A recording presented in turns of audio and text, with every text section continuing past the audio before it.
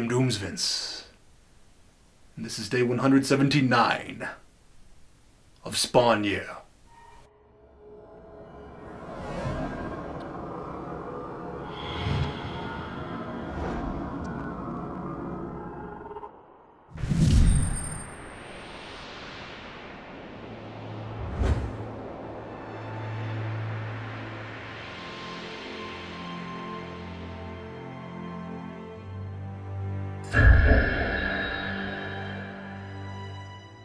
The plot thickens here, finally, as Sam's stalker continues to screw with his head, escalating his sadistic mind games.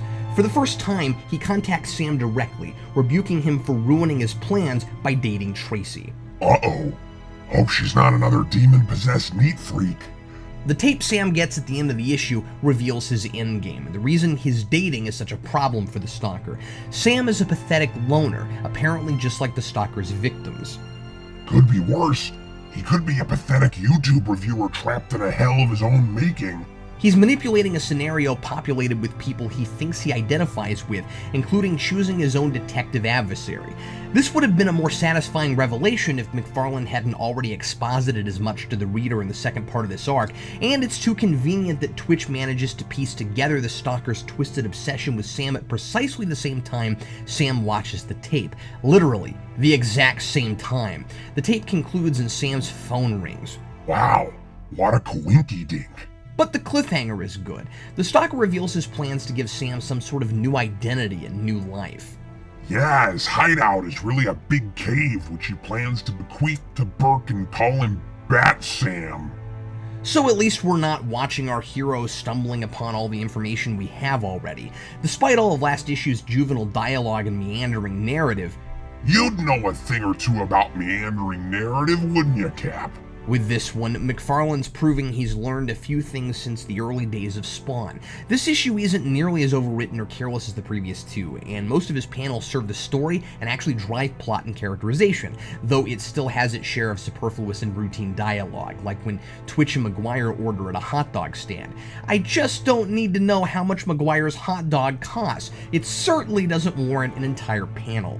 You're just not picking up on the cleverly embedded subtext. The hot dog represents Maguire's final days as a free man, enjoying the little things unsuspecting civilians take for granted, and the exchange of legal tender symbolizes the price innocent people sometimes pay for the corrupt system they perpetuate and naively ignore.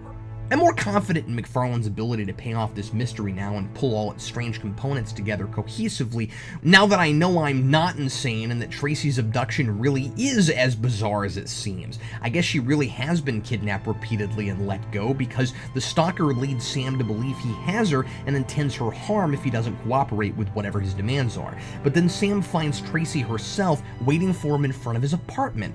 He nearly shoots her in his paranoia, thinking she's his stalker at first.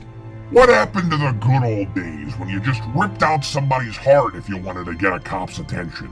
She doesn't seem to know anything about being abducted, and Sam doesn't explain it to her. He just puts her in a cab and says they can't be together right now, remembering what the abductor said but not understanding why he seems to be lying about taking her.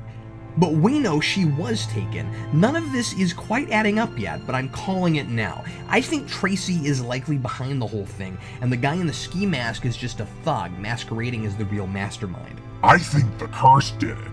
There's not nearly enough vague religious extremism in this story. The rookie, Maguire, is looking more and more to have been framed for some reason rather than actually being a mole, and I'm still waiting to see why I'm supposed to care about the kid either way.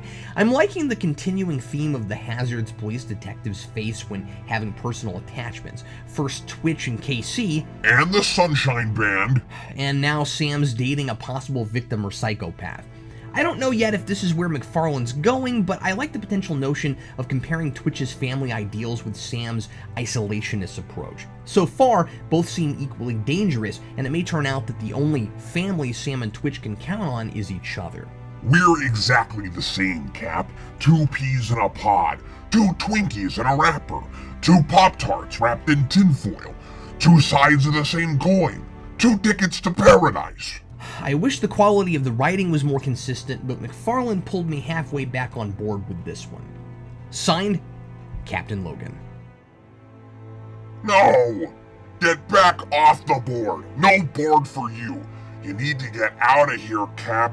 You're out of your gourd. You're hearing voices.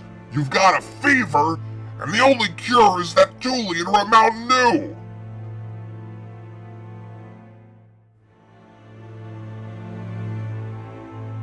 He'll be back.